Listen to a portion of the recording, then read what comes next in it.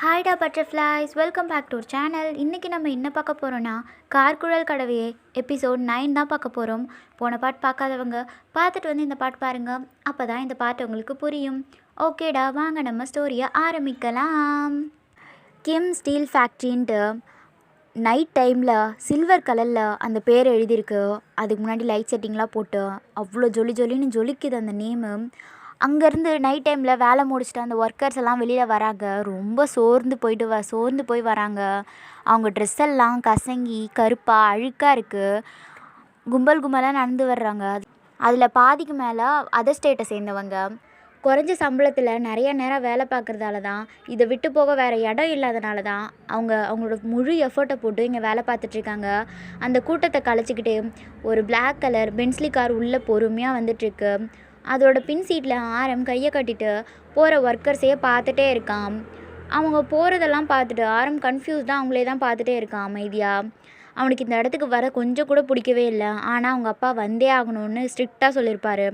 அதை அவனால் ரிஜெக்ட் கூட பண்ண முடியல. அதுவும் இந்த நைட் டைமில் வர சொல்லியிருக்காருன்னா ஏதாவது முக்கியமான விஷயமா இருக்கும் அப்படின்ற ஒரே காரணத்துக்காக தான் அவன் வந்திருப்பான். அதுவும் அவனோட பைக்கில் வரலான்னு தான் நினச்சிருந்தான். அதெல்லாம் ஒரு வேண்டான்னு சொல்லிவிட்டு கார் அனுப்புகிறதா அவங்க அப்பா சொல்லியிருப்பார். இங்கே வர வரைக்கும் அமைதியாக உட்காந்துருந்தவன் அங்கே சோர்ந்து போய் போகிற ஒர்க்கர்ஸ் எல்லாம் பார்த்துட்டு ஒருவித கன்ஃபியூஷனோடைய டிரைவரை பார்த்து, ஜீவாண்ணா இவங்கெல்லாம் ஏன் இப்படி போகிறாங்க அப்படின்னு கேட்க, ஜீவன் அவங்க வீட்டில் பல வருஷமாக டிரைவராக ஒர்க் பண்ணிகிட்ருக்காரு. அவங்க அம்மா உயிரோடு இருந்தப்போ அவங்க அம்மாவை கோவிலுக்கு கூட்டிகிட்டு போகிறது ஜீவன் அண்ணா தான். அதனால் ஆரம்புக்கு ஜீவன் அண்ணா மேலே ஒரு தனி மரியாதை இருக்கும். அங்கே நடந்து போகிற தொழிலாளர்கள்லாம் பார்த்த ஜீவன், என்ன தம்பி தெரியாத மாதிரி கேட்குறீங்க? இவங்கெல்லாம் நெருப்புக்கிட்ட வேலை செய்கிறவங்க. காலையில் உள்ள நுழைஞ்சதுலேருந்து இப்போ வெளியில் வர வரைக்கும் நெருப்புக்கிட்டே இருக்கணும். இப்போ நிறையா மிஷின் தான் வந்துட்டாலும் அதெல்லாம் இழுத்து போட்ட ஆட்கள் வேணும் இல்லையா? கொஞ்சம் கஷ்டமான வேலை தான் அப்படின்ட்டு அவர் சொல்லிக்கிட்டே பொறுமையாக கார் அந்த ஃபேக்ட்ரிக்குள்ளே போகுது. முன்னாடி இருந்ததை விட அந்த ஃபேக்ட்ரி ரொம்ப ரொம்ப ரொம்ப பெருசாக ஆகிடுச்சு. அவன் சின்ன வயசில் இந்த ஃபேக்ட்ரிக்கு வந்திருக்கான். ஆனால் அவங்க அம்மா இறந்ததுக்கப்புறம் இந்த பக்கமே வர்றது கிடையாது. இத்தனை வருஷத்தில் இந்த ஃபேக்ட்ரி ரொம்ப நல்லாவே பெருசாக இருக்குது, நல்லா வளர்ந்துருக்குன்றதை அவனை பார்க்க முடியுது. எப்படி பார்த்தாலும் 4,000 to 5,000 ஒர்க்கர்ஸ் இங்கே வேலை பார்ப்பாங்க. அது ஒரு மிகப்பெரிய ஸ்டீல் கம்பெனி. ஆனால் என்னதான் இருந்தாலும் ஆரம்புக்கு அதை நினச்சி கொஞ்சம் கூட பெருமையாக இல்லை. இதெல்லாம் எனக்கு தேவையில்லைன்ற மாதிரி அதெல்லாம் பார்த்துக்கிட்டே வரான். வண்டியை நிறுத்தினதும் ஜீவன் வேகமாக அவர் டோர் ஓப்பன் பண்ணிவிட்டு ஆரம்புக்கு டோர் ஓப்பன் பண்ண வர, இல்லை நான் இருக்கட்டும் அப்படின்ட்டு சொல்லிவிட்டு அவனே டோர் ஓப்பன் பண்ணிட்டு வெளில வரான். அவன் ஒரு சாதாரணமான ஒரு ஜீன்ஸ் அண்ட் ஒயிட் டிஷர்ட் தான் போட்டிருக்கான். அவன் அவ்வளோ பெரிய ஆளுன்றத அவன் துளி கூட வெளில காட்டிக்கல. அங்கேருந்து பாதி பேருக்கு ஆரம் யாருன்னே தெரில. அவன் அவ்வளோ சாதாரணமாக இருக்கான்.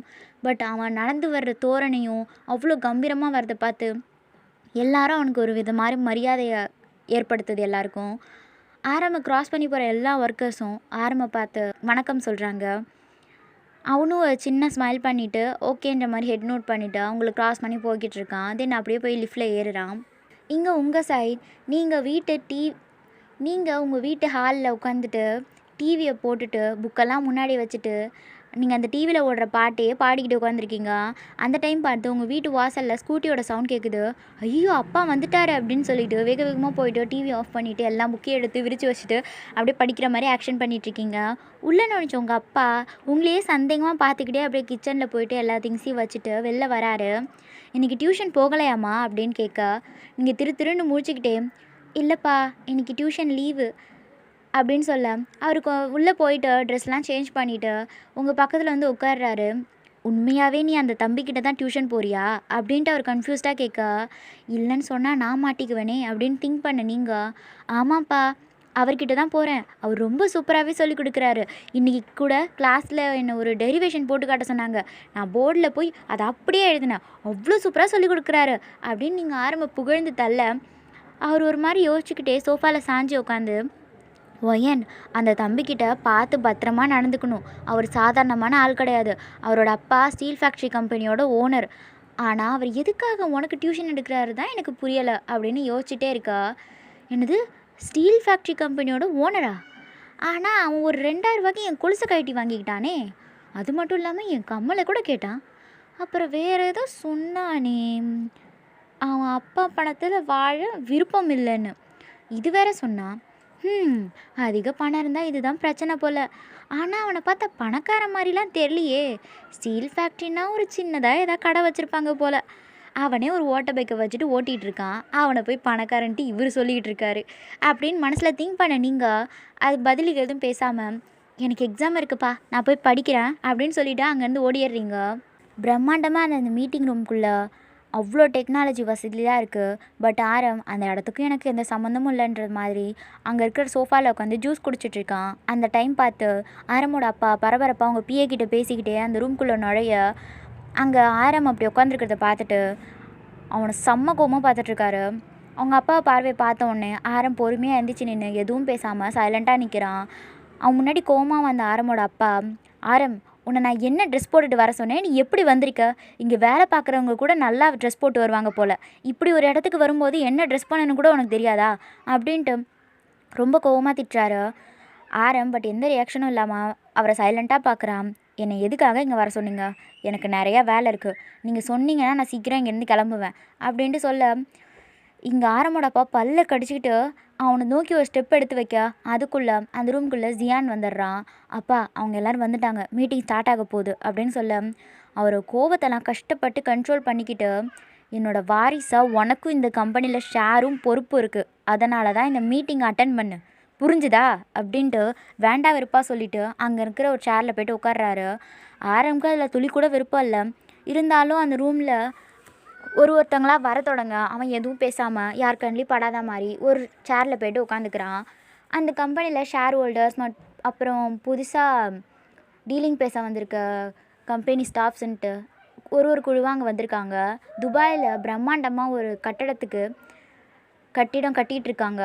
அதுக்கு வேர்ல்ட்லேருந்து நிறையா ஸ்டீல் கம்பெனிலேருந்து சாம்பிள்ஸ்லாம் அனுப்பிட்டுருக்காங்க. அதே மாதிரி தான் ஆரமோட கம்பெனியும் சாம்பிள்ஸ் அனுப்பியிருக்காங்க. இதை பற்றி தான் அவங்க பேசுகிறதுக்காக இந்த மீட்டிங் வச்சுருக்காங்க. அதை பற்றி அவங்க எல்லாம் பேசிகிட்டே இருக்கா. ஆரம் எதை பற்றியும் தலையிடாமல் சைலண்ட்டாக உட்காந்துருக்கான். அமைதியாக உட்காந்துருந்தாலும் அவங்க பேசுகிறத கவனித்து கேட்டுட்ருக்கான். அதே மாதிரி இங்கே ஆரமோட அப்பா அவங்க கம்பெனியில் எவ்வளோ இரும்புக ப்ரொடியூஸ் பண்ண முடியும் அப்படின்றத எக்ஸ்பிளைன் பண்ணிகிட்ருக்காரு. ஆரம் வரும்போது அந்த ஒர்க்கர்ஸ் எல்லாம் அவ்வளோ சோகமாக டயர்டாக போயிட்டுருக்கதை பார்த்து, இப்போ அகைன் அவங்களுக்கு ஒர்க் லோட்லாம் கொடுத்தாங்கன்னா அவ்வளோதான் அப்படின்ற மாதிரி அவன் யோசித்தான். எக்ஸ்கியூஸ் மீ, இங்கே இருக்க ஒர்க்கர்ஸ்லாம் ஏற்கனவே ஓவர் டைம் டியூட்டி பார்த்துட்ருக்காங்க. இப்போ அகைன் அவங்களுக்கு ஒர்க் லோட் அதிகமானால் அவங்களோட வேலை நேரமும் அதிகமாகும். அதனால நம்ம இன்னும் கொஞ்சம் அதிகமான லேபர்ஸை வேலைக்கு எடுக்கணும்னு நான் நினைக்கிறேன் அப்படின்ட்டு சொல்ல, அங்கே பேசிகிட்டு இருந்த ஆரமோட அப்பா ஆரம்பை திரும்பி பார்த்து முறைக்கிறாரு. இப்போ நாங்கள் என்ன பேசிகிட்டு இருக்கோம், நீ என்ன பேசுகிற ஆரம் அப்படின்ட்டு கேட்க, அங்கே இருக்கிற கிளைண்ட் கம்பெனிலேருந்து வந்த ஒரு ஆள், மிஸ்டர் கிம், உங்களை விட இந்த கம்பெனியில் உங்கள் செகண்ட் சன்னான ஆரம்க்கு தான் அதிகப்படியான ஷேர்ஸ் இருக்குது. அவரோட ஒப்பீனியனும் நம்ம கேட்டு தான் ஆகணும். அது மட்டும் இல்லாமல் அவர் சொல்கிறது சரியான விஷயந்தான் அப்படின்னு சொல்ல, அவருக்கு காதில் புகை வராத குறை தான் செம்ம கோவமாக பார்த்து ஆரம்பம் முறைச்சிட்ருக்காரு. ஆரம்போட அம்மா இறக்கும்போது அவங்களோட மொத்த ஷேருமே ஆரம்க்கு மாற்றி எழுதி வச்சுருப்பாங்க. அதனால் ஆரம்க்கு இப்போது மற்றவங்கள விட அதிகமான ஷேர்ஸ் இருக்குது. ஆனால் ஆரம்க்கு அதை பற்றிலாம் எதுவுமே கவலை இல்லை. அங்கே வேலை பார்க்குறவங்களுக்கு சாதகமாக பேசி சில சலுகைகள்லாம் வாங்கி கொடுத்துட்டு அங்கே வேலை முடிஞ்சிடுச்சுன்ற மாதிரி சைலண்ட்டாக உட்காந்துக்கிறான். கொஞ்ச நேரத்தில் அங்கே இருக்கிறவங்களாம் கலைஞ்சி போக, அவங்க ஆரமோட அப்பா செம்ம கோவமாக ஆரம் பக்கத்தில் வந்து, ஆரம், இந்த கம்பெனியில் உனக்கு ஒரு ஷேர் இருக்குன்றதுனால தான் உன்னை இந்த மீட்டிங்க்கு வர சொன்னேன். ஆனால் நீ என்னன்னா சம்மந்தமே இல்லாமல் ஒர்க்கர்ஸ்க்கு அவங்க கேட்காமலே இவ்வளோ சலுகைகளை வாங்கி தர, நீ என்ன முட்டாளா அப்படின்ட்டு கேட்க, அவங்க அப்பா முகத்தை அமைதியாக பார்த்த ஆரம், பசியில் இருக்க ஒருத்தருக்கு பசிக்குதுன்னு நம்மகிட்ட கை நீட்டி நிற்கணும்னு நம்ம எதிர்பார்க்கக்கூடாதுப்பா. அவருக்கு பசிக்குதுன்னு தெரிஞ்சாலே நம்ம அவருக்கு சாப்பாடு கொடுக்கணும் அப்படின்னு சொல்லிவிட்டு அங்கேருந்து கிளம்ப, இங்கே ஆரமோட அப்பா செம்ம கோவமா, உன் அம்மா மாதிரியே எதுக்கும் பிரயோஜனம் இல்லாமல் இப்படி தத்துவம் பேசிகிட்டே இரு அப்படின்னு கத்த, அவர் பேசுறதெல்லாம் காதில் வாங்கிக்காம ஆரம் அங்கேருந்து கிளம்பிடுறான். நெக்ஸ்ட் டே சூஜன் அவங்க அண்ணன் பைக்கில் உட்காந்துட்டு ஸ்கூலுக்கு வந்துக்கிட்டு இருக்கான். அவர் மேலே இடிக்கக்கூடாதுன்னு பின்னாடி இருக்க கம்பியை பிடிச்சிட்டு வேண்டா வெறுப்பாக உட்காந்துட்டு வரான். வண்டியை ஓட்டிகிட்டு இருந்த டேனியல், சூஜன், நான் சொன்னதெல்லாம் ஞாபகம் இருக்குல்ல, முதல் மாதிரி பொண்ணுங்க கூடலாம் சேர்ந்து சுற்றிட்டு இருக்காத, நீ ஒரு பையன், அதனால நீ பசங்க கூட தான் பேசணும் அப்படின்ட்டு அவனுக்கு அட்வைஸ் சொல்லிகிட்ருக்காரு. சூஜன் அதுக்கு எதுக்கும் மறுப்பு சொல்லாமல் அவங்க சொல்கிறதெல்லாம் சைலண்ட்டாக கேட்டுகிட்டே வந்துட்டுருக்கான். அவனுக்கு அதை தவிர வேறு வழியும் இல்லை. அவன் பைக் ஸ்கூல் முன்னாடி வந்து நின்ன உடனே வேகமாக பைக்லேருந்து இறங்கின சூஜின், நான் போயிட்டு வரேன் அண்ணா அப்படின்னு சொல்லிட்டு வாக்கிங் ஸ்டிக்கை பிடிச்சிக்கிட்டு நடக்க, சூஜின் ஒரு நிமிஷம் அப்படின்னு சொல்லிட்டு டேனியல் அங்கேருந்து ஸ்டூடெண்ட்ஸ் எல்லாம் பார்த்துட்டு அங்கே போகிற ஒரு ஸ்டூடெண்ட்டை பார்த்து ஜான் அப்படின்னு கூப்பிட, அங்கே நட்டையாக நடந்து வந்துட்டு இருந்த ஒருத்தவன் அவசரமாக டேனியல் கிட்ட ஓடி வந்து சொல்லுங்க அண்ணா அப்படின்னு கேட்க, சூஜின் காலில் அடிபட்டிருக்கு, அதனால அவனால் சரியாக நடக்க முடியாது, அதனால நீ அவன் கூடவே இரு, அவனை கொஞ்சம் பார்த்துக்கோ, அவனை உன் கூடவே வச்சுக்கோ அப்படின்னு சொல்ல, சரி அண்ணா நான் பார்த்துக்கிறேன் அப்படின்ட்டு ஜான் சூஜின் தோள்பட்டையில் கை போட்டுட்டு அவனை பிடிச்சிக்க, சூஜினுக்கு உடம்பெல்லாம் ஒரு மாதிரி அருவருப்பாக ஃபீல் ஆகுது. அவன் நெளிஞ்சிக்கிட்டே இருக்கான். டேனியல் அங்கேருந்து கிளம்புற வர சைலண்ட்டாக இருந்த சூஜின் சடனாக அவன் கையை தட்டி விட்டுட்டு, விடுடா நானே நடந்து வரேன் அப்படின்னு சொல்ல, அவனை பார்த்து சிரித்த ஜான் ஒரு மாதிரியான வாய்ஸில், என்ன சூஜின் தோளில் கை போட்டதுக்கு இப்படி வெக்கப்படுற, நீயும் பையன்தான் நானும் பையன்தான், அப்புறம் உனக்கு இப்படி கூச்சம் வருது அப்படின்னு சொல்லிக்கிட்டே அவன் இடுப்பை கில்ல. சூஜனுக்கு கண்ணில் டியர்ஸே வந்துடுச்சு. அவனுக்கு இதெல்லாம் சுத்தமாக பிடிக்கவே இல்லை. துக்கம் தொண்டையை அடைக்கிற மாதிரி இருக்குது. அவன் லிப்ஸை பைட் பண்ணிவிட்டு அப்படியே கண்ணில் டியர்ஸோடு நின்றுட்டுருக்கான். ஜான் அவனை நக்கல் அடித்து சிரிச்சுக்கிட்டே இருக்க, உன் அண்ணன் உன்னை பார்த்துக்க சொல்லிட்டு போயிருக்காரு, பக்கத்துலேயே வச்சுக்க சொல்லிட்டு போயிருக்காரு, இன்றைக்கி முழுசாக நீ என் பக்கத்துலேயே தான் இருக்கணும், என்னடி சூஜன் அப்படின்னு அவன் பேசிகிட்டு இருக்கும்போதே அவன் முதுகில் ஏதோ தள்ளுற மாதிரி ஃபீல் ஆக, அவன் சுதாரிக்கிறதுக்குள்ளே அவனை யாரும் இடித்து தள்ளுறாங்க. அதை எக்ஸ்பெக்ட் பண்ணாத ஜான் அப்படியே போய் கீழே விழுந்துடுறான். அவன் திரும்பி என்ன நடக்குதுன்னு புரியாமல் பார்க்க, அங்கே நீங்கள் நின்றுட்டுருக்கீங்க. அச்சிச்சோ ஜான், உனக்கு தெரியாமல் அடிச்சிட்டேன், ஐ எம் வெரி சாரி, என்ன இவ்வளோ வீக்காக இருக்க, சும்மா இப்படி தொட்டதுக்கெல்லாம் விழுற அப்படின்ட்டு எகத்தாளமாக கேட்டுட்டு சூஜன் பக்கத்தில் வந்து நிற்க, ஸ்கூலுக்குள்ளே நுழைஞ்சிட்டு இருந்த ஸ்டூடெண்ட்ஸ் எல்லாம் ஜானை பார்த்து சிரிக்கிறாங்க. அது பொறுத்துக்காமல் செம்ம வேகமாக கோவமாக எந்திக்கிறான். ஏ ஒய்யன் உனக்கு என்ன திமுறா அப்படின்னு கேட்க, அவன் பேசுகிறதெல்லாம் கண்டுக்காமல், சூஜின் உன் கால் சரியானதுக்கப்புறம் நீ வந்திருக்கலாம்ல, சரி வா பெல் அடிக்க போகிறாங்க கிளாஸ்க்கு போகலாம் அப்படின்னு சொல்லிவிட்டு அவன் கையை பிடிச்சிக்கிட்டு அங்கேருந்து போக, சூஜனுக்கு இப்போ தான் நிம்மதியாக இருக்குது. உங்களை ஒரு மாதிரி டேங்க்ஸ்ன்ற மாதிரியே பார்க்குறான். ஒரு கையை வாக்கிங் ஸ்டிக்கும் இன்னொரு கையை உங்கள் ஹேண்டையும் பிடிச்சிட்டு நடந்து வந்துட்டுருக்கான்.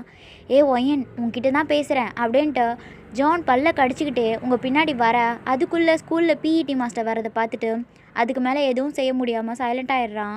அவனை திரும்பி பார்த்த நீங்கள், சூஜின் இப்படி எல்லாத்துக்கும் பயந்துகிட்டே இருந்தால் சரிப்பட்டு வராது, யாராவது உன் பக்கத்தில் வர முயற்சி பண்ணாங்கன்னா நீ அவங்கள அடிக்கணும், அப்போ தான் அவங்க உன் பக்கத்தில் வராமல் இருப்பாங்க.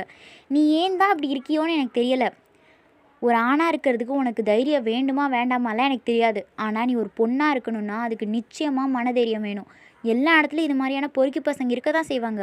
அவங்கள எல்லாம் பார்த்து பயந்துக்கிட்டே இருந்தோன்னா மேலும் மேலும் நம்மளை தொந்தரவு பண்ணிகிட்டே தான் இருப்பாங்க. அதனால் நீ ஒரு பொண்ணாக மாறுறதுக்கு முன்னாடி ஒரு பொண்ணாக இருக்கிறதுக்கான மன வலிமையை நீ ஏற்படுத்திக்கணும், புரியுதா அப்படின்னு கேட்க, அதெல்லாம் கவனமாக கேட்டுட்டு இருந்த சூஜன், ஒய்யன் கேர்ள்ஸ்னாலே சாஃப்டானவங்க தானே, நீ ஏன் எப்படி சொல்கிற அப்படின்னு அவன் கேட்க, அட சூஜின் நீ பாய்ஸ்னால் வீரமானவங்க வலிமையானவங்கன்னு நினச்சிட்ருக்கியா? உண்மையை சொல்லப்போனால் பாய்ஸை விட கேர்ள்ஸ் தான் ஸ்ட்ராங்கானவங்க. ஒரு பொண்ணு நினச்சா இந்த உலகத்தில் என்ன வேணாலும் செய்ய முடியும். பொண்ணுங்க நெருப்பு மாதிரி இருக்கணும், விளக்கில் தீபமாகவும் இருக்கணும், நம்மக்கிட்ட தப்பாக நெருங்குறவங்களுக்கு கொல்லிக்கட்டையாகவும் இருக்கணும் அப்படின்ட்டு அவனுக்கு எக்கச்சக்கமான அட்வைஸ் போட்டு தள்ளிகிட்ருக்கீங்க. அவன் உங்களையே ஷாக்காக பார்த்துட்ருக்கான். ஒய்யன் உனக்கு எப்படி இந்த விஷயம்லாம் தெரியும் அப்படின்னு கேட்க, லேசாக அவன் தோள்பட்டையில் அடித்த, நீங்கள் என் அம்மாவும் பாட்டியும் என்னை பொண்ணுன்னு நினச்சி இந்த அட்வைஸ் எல்லாம் எனக்கு பண்ணிகிட்ருப்பாங்க அப்படின்னு சொல்லிட்டு சிரிக்க, உங்களை பார்த்து சிரிச்சிட்டே இந்த சூஜின், நீயும் பொண்ணு தானே அப்படின்னு கேட்க, கரெக்ட் தான், எனக்கும் சில நேரத்தில் அப்படி தான் ஃபீல் ஆகுது, அதுவும் அவனை பார்க்கும்போது அவன் முன்னாடி நிற்கும்போது எனக்கு பொண்ணு மாதிரி வெக்கம்லாம் வருது அப்படின்ட்டு ஒரு ஃப்ளோவில் சொல்லிடுறீங்க. அதை கேட்டு ஷாக்கான சூஜன், என்னது வெக்கம் வருதா, யார் முன்னாடி இருக்கிறப்போ அப்படின்னு கேட்க, உங்கள் ஐஸ்லாம் ஒய்ட் ஆகிடுது. நான் அப்படியா சொன்னேன், ஏதோ தப்பாக சொல்லிட்டேன் போல், எனக்கு வெக்கத்துக்கு ஸ்பெல்லிங் கூட தெரியாது, எதுக்கு இப்படி வெட்டி கதை பேசிகிட்டு இருக்கு சூஜின், ரிவிஷன் டெஸ்ட் இருக்குது, போ போயிட்டு பாடி அப்படின்னு சொல்லி அவனை முதல் பெஞ்சில் உட்கார வச்சுட்டு நீங்கள் பின்னாடி போய் உட்காந்துக்கிறீங்க. உங்களை அறியாமலே உங்கள் ஃபேஸில் ஒரு சின்ன ஸ்மைல் வருது. உண்மையாலுமே உங்களுக்கு ஆரம் முன்னாடி இருக்கும்போது நீங்கள் ஒரு பெண்ணாக தான் ஃபீல் பண்ணுறீங்க. நம்ம ஏன் அப்படி ஃபீல் பண்ணுறோன்னு நினச்சிட்டே அப்படி உட்காந்துக்கிறீங்க. இன்றைக்கி அவன்கிட்ட டியூஷன் வேறு போகணுமா, அதை நினைக்கக்குள்ளேயே உங்கள் ஃபேஸே அப்படியே டல் ஆகிடுது. அவன் கேள்விக்கு மேலே கேள்வி கேட்டு என்னை குடஞ்சிக்கிட்டே இருப்பானே, என்னோடய மார்க்கெல்லாம் அவன் பார்த்தானா இனி அவனை பார்த்தா எனக்கு வெக்கம் வராது, பயந்தான் வரும். கடவுளே இன்றைக்கி டியூஷன் போகாமல் எப்படியாவது தப்பிச்சிடணும் கடவுளே அப்படின்ட்டு ப்ரே பண்ணிகிட்ருக்கீங்க. காலையிலேருந்து ஆரம் அவன் ரூம்லேருந்து கீழே வரவே இல்லை. இங்கே ஆரமோட அப்பா செம்ம கோவமாக கண்ணு முன்னு தெரியாமல் காய்ச்சி மூச்சுன்னு கத்திட்டு இருக்காரு. அவர் வேலைக்கு போனதுக்கப்புறம் போகலான்னு நினச்ச ஆரம் அவர் போகிற மாதிரியே தெரில. அவனுக்கும் காலேஜ் போகிறதுக்கு டைம் ஆகிட்டே இருக்கிறதுனால சரி எப்படியும் அவர் கண்ணில் படாமல் போயிடலாம் அப்படின்னு திங்க் பண்ணிவிட்டு அவன் திங்ஸ் எல்லாம் எடுத்துக்கிட்டு யார் கண்ணிலையும் படாத மாதிரி சைலண்ட்டாக கீழே இறங்கி வந்துட்டு சாப்பிடக்கூட டைம் இல்லாமல் ஸ்ட்ரைட்டாக வாசல் நோக்கி நடந்து போயிட்டுருக்க டைனிங் டேபிளில் உட்காந்துருந்த ஆரமோட அப்பா ஆரம் போகிறத பார்த்துட்டு ஆரம் அப்படின்ட்டு வீடே அதிர்ற மாதிரி கத்துறாரு. இந்த வீட்டில் அமைதின்றதே இருக்காது போல் அப்படின்ட்டு ஆரம் திங்க் பண்ணிட்டே அவங்க அப்பாவை திரும்பி பார்த்து சைலண்ட்டாக எதுவும் பேசாமல் நிற்கிறான். கோவமாக முன்னாடி வந்த ஆரமோட அப்பா, உன் மனசில் என்ன நினச்சிட்ருக்க? நீ உன் இஷ்டத்துக்கு அப்படி பேசிட்டு எங்கேயோ கிளம்பி போயிட்டேன். அதுக்கப்புறம் வர பிரச்சனைகளை நான் தான் சமாளிக்கணும். இத்தனை வருஷத்தில் ஒரு முறையாவது அந்த கம்பெனிக்கு வந்திருப்பியா? இப்போ நீ அந்த ஒர்க்கர்ஸுக்கெல்லாம் சலுகை கொடுக்கணும்னு வாங்கி கொடுத்துட்ட. இப்போ நீ தானே அந்த ஒர்க்கர்ஸ்க்கெல்லாம் சலுகைகள்லாம் வாங்கி கொடுத்த. இனி நீயும் அந்த கம்பெனிக்கு வர ஆரம்பிச்சிடு அப்படின்ட்டு அவங்க அப்பா சொல்ல, உன் படிப்பும் இன்னும் 1 வருஷம் தானே இருக்குது, அதை பற்றிலாம் கவலை இல்லை, அதை விட்டுட்டு நீ இனிமேல் கம்பெனி பொறுப்பு பார்த்துக்கோ அப்படின்னு சொல்ல ஆரம் அவங்க அப்பாவை நிமிர்ந்து பார்த்து, எனக்கு அதிலலாம் இன்ட்ரெஸ்ட் இல்லை. இன்ட்ரெஸ்ட் இல்லையா? நேற்று எதுக்காக அந்த ஒர்க்கர்ஸ்க்கு அவ்வளோ சலுகைகள்லாம் கொடுக்க சொல்லி கேட்டேன். இப்போ நான் அதுக்காகலாம் எங்கே போவேன் அப்படின்ட்டு அவர் கத்த. ஆரம் அவன் ஃபேஸை சைலண்ட்டாக வச்சுக்கிட்டே, அதெல்லாம் என்னோடய ஷேர்லேருந்து கொடுங்க, அதுக்கான செலவெல்லாம் நான் பார்த்துக்கிறேன். அந்த கம்பெனியில் 40% ஷேர் ஆரம்க்கு இருக்குது, 30% ஷேர் மிஸ்டர் கிம் மேலே இருக்குது, 10% ஷேர் வந்து அவங்க அண்ணன் ஜியான் மேலே இருக்குது, மீதி 20% ஷேர் வந்து பார்ட்னர்ஸ் கிட்டே இருக்குது. ஆரம்பத்தில் ஆரம்க்கும் 10% ஷேர் தான் இருந்துச்சு. ஆனால் அவங்க அம்மா இருந்த அவங்களோட 30% ஷேரும் இறக்கிறதுக்கு முன்னாடி ஆரம் பேரில் மாற்றிருப்பாங்க. ஸோ அவனோடது பெரிய ஷேராக ஆகிடுச்சு. அதனால் ஆரமோட அப்பாவால் ஆரம்பை எதுவுமே பண்ண முடியல. சைலண்ட்டாக அவனை பார்த்து முறைச்சிக்கிட்டே இருக்காரு.